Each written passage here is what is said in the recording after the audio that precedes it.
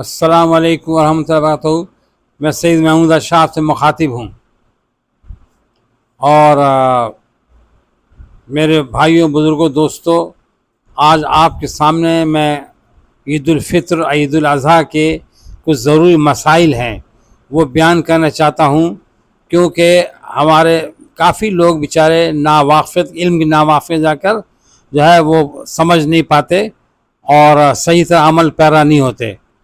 تو آپ سب سے پہلے میں یہ عرض کروں گا کہ جیسے عید الفطر ہے، عید الفطر میں آپ صلی اللہ علیہ وسلم کا طریقہ کار یہ تھا، سنت تھی کہ جب عیدگاہ جاتے تو کچھ میٹھی چیز کھا کر جاتے تھے، عیدگاہ جاتے تو کچھ میٹھی چیز کھا کر جاتے تھے، اور اس کے بعد تکبیر پڑھ جاتے تھے، اللہ اکبر اللہ اکبر لا الہ الا اللہ اللہ اکبر اللہ اکبر للہ الحمد۔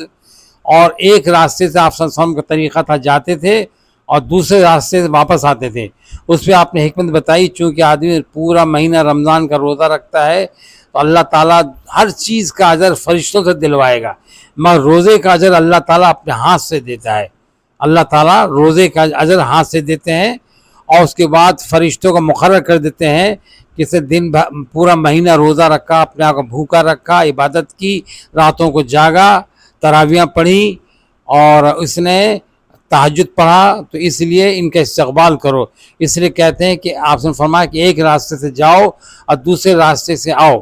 اور دوسری بات یہ کہ کہتے ہیں کہ مزدور کے پسینہ خوش میں پہلے مزدور دینے چاہیے، تو اللہ تعالیٰ اس کو عطا کر دیتے ہیں۔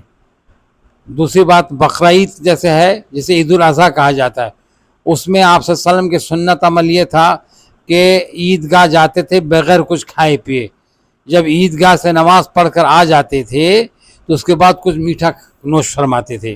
اچھا، دوسری بات یہ کہ ہم لوگ جو ہیں وہ فرائض کو چھوڑ دیتے ہیں اور نوافل کو پکڑ لیتے ہیں اور اس کو افضل درجہ دیتے ہیں، اور مستحب کو اول درجہ دیتے ہیں۔ مثال کے طور پر جب عید الاضحیٰ کا چاند نظر آ جائے، جب عید الاضحیٰ کا چاند نظر، یعنی ذی الحجہ کا چاند نظر آ جائے، تو اس وقت سے لے کر 10 ذی الحجہ تک، یعنی قربانی دن تک، یعنی تو آپ بال نہیں کٹائیں گے، ناخن نہیں کٹائیں گے، اور یہ مستحب ہے۔ آپ سے فرمایا اگر بھائی فرض کریں کہ ان 10 دنوں میں آپ اگر بال کٹا لیتے ہیں یا ناخن کاٹ لیتے ہیں، تو اب آپ کی خط بڑھی ہوئی ہے اور بال بھی کٹے ہوئے نہیں ہیں، ناخن بڑے ہیں، تو اور دوسری بات ہے، دوسری جو ہے وہ صفائی کرنی ہے باڈی کی، تو اس میں لوگ کو نہیں کرتے،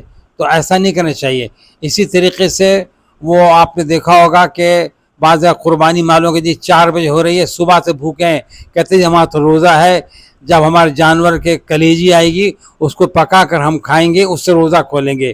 تو بھائی یہ سنت عمل ہے، مگر یہ کہ تھوڑی آپ صبح سے 4 بجے تک بھوکے رہیں، تو آپ جو ہے کھا پی لیں، اپنا کوئی مسئلہ نہیں ہے۔ اور افضل جو ہے وہ ٹھیک ہے، وہ مستحب ہے کہ ناخن نہ کٹائے آدمی پہلی تاریخ سے لے کر اور 10 ذی الحجہ تک، اس کے بعد نماز پڑھ کر پھر بال لوگ کٹواتے ہیں، ناخن کٹواتے، مگر اس 10 دنوں سے پہلے اگر آپ کو ناخن کاٹنے ہیں یا بال آپ کٹوا لیتے ہیں تو کوئی حرج کی بات نہیں، کوئی گناہ اس پہ نہیں ہوگا، کوئی اللہ پکڑ نہیں کرے گا، یہ مستحب عمل ہے، ٹھیک ہے؟ تو مستحب عمل ہے، عمل کریں گے ثواب ملے گا۔ تو اور دوسری بات یہ کہ جیسے کہ میں نے آپ سے عرض کیا کہ اس کے بعد آپ قربانی کریں، ٹھیک ہے؟ اور افضل ہے کہ قربانی اپنے ہاتھ سے کریں۔ بعض لوگ کیا کرتے ہیں کہ وہ اپنے اس کے چھری کے اوپر ہاتھ رکھ دیتے ہیں اور وہ قصائی قربانی کرتا ہے، معلوم کہ اس کے منہ میں پان ہے، گٹکا ہے، اس سے دوا بھی پڑی ہے نہیں پڑی ہے، اور اسے جانور ذبح کر دیا، تو بھائی آپ کی قربانی تو ہو جائے گی مگر اس میں ایک جھول پیدا ہو جائے گا۔ اس لیے آپ جو ہے اپنے ہاتھ سے قربانی کریں، اور اس کے بعد پراپر دعا پڑھیں جو انی وجہت وجہ اللہ فطر السماوات حنیف وما انا من المشرکین ان صلاتی و محیا و مماتی للہ رب العالمین، یہ پوری جو ہے دعا پڑھیں۔ اس کے بعد جب جانور ذبح ہو جائے تو اس کے بعد ذبح ہونے کے بعد 7 حصے ہوتے ہیں، تو ان کے نام بمع ولدیت کے لئے کہ ان کی طرف سے قربانی ہو رہی ہے، اور آپ صلی اللہ علیہ وسلم کے امت پہ بے انتہا احسانات ہیں. آپ صلی اللہ علیہ وسلم جو ہے وہ ایک مینڈھا یا بکرا امت کی طرف سے قربان کرتے، ایک اپنی طرف سے فیملی طرف سے، اور ایک کرتے تھے امت کی طرف سے. ہمیں بھی چاہیے امتی ہیں آپ صلی اللہ علیہ وسلم کے، اور ہم خوش قسمت ہیں. تمام انبیاء علیہ السلام نے اللہ دعا مانگی کہ باری تعالیٰ ہمیں امت محمدی میں پیدا فرما. اللہ تعالیٰ نے کسی کی دعا قبول نہیں فرمائی سوائے حضرت عیسیٰ علیہ السلام کے. حضرت عیسیٰ علیہ السلام قرب قیامت میں آئیں گے اور شریعت محمدی پر ہی عمل کریں، آپ کے امتی بن کر آئیں گے. تو انبیاء السلام کو معلوم ہے کہ آخری امت آئے گی جو کہ ان کی عمریں میں کم ہوگی اور سب سے پہلے جنت میں داخل ہوگی. سب سے جنت داخل آپ صلی اللہ علیہ وسلم ہوں گے، اس کے آپ صلی اللہ علیہ وسلم کی امت ہوگی، پھر بعد میں دوسری امتیں ہوں گی. تو اس لیے ان کو معلوم ہے یہ فضیلت ہے، تو اس لیے سب نے اللہ تعالیٰ سے دعا کی انبیاء صلی اللہ علیہ وسلم کہ ہمیں امت محمد نے پیدا فرما. تو اس لیے بات یہ ہے کہ ہم جو ہے فرائض کو پکڑیں، اور نوافل ہے یا کوئی چیز افضل ہے جیسے کہ بال نہ کٹائیں، ناخن نہ کٹائیں، ٹھیک ہے، تو ٹھیک ہے، یہ مستحب ہے، ثواب ملے گا. اگر آپ نے ناخن کاٹ لیا، بال کٹوا لیے تو کوئی حرج کی بات ہے، گناہ نہیں ہے. جس طریقے سے روزہ رکھنا ہر مسلمان پہ فرض ہے. بیمار ہے تو اس کے لیے روزہ مؤخر کر دے، بعد میں رکھ لے. اسی طرح سے تراویح پڑھنا چاہیے، مستحب ہے. اگر تراویح اپنی پڑھتے تو آپ گناہ گار نہیں ہوں گے. تراویح نہیں پڑھتے آپ گناہ گار نہیں ہوں گے، بس یہ کہہ سکتے ہیں کہ آپ کے روزے میں تھوڑا سا جھول آ جائے گا. تو اس لیے تراویح کا اہتمام کریں، ٹھیک ہے. اور قربانی جو ہے وہ 7 حصے ہوتے ہیں، گائے میں، بیل میں اور اونٹ وغیرہ میں. تو یہ خیال کریں کہ جو آپ کسی کو حصے دار بنا رہے ہیں اس کا عقیدہ صحیح ہو، اس کی نیت صحیح ہو. اگر اس کا عقیدہ خراب ہوا، نیت خراب ہو، سارے لوگوں کی قربانی خراب ہو جائے گی.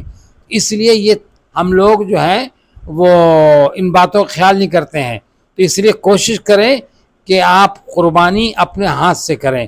اگر ہاتھ سے نہیں کر سکتے ہیں تو قصائی کرتا ہے تو آپ یہ دعا پڑھیں، اپنے ہاتھ سے کریں گے بہتر ہوگا، کیونکہ قصائی معلوم ہے کہ پاک ہے نہیں ہے، منہ میں اس کے گٹکا ہے، پان ہے.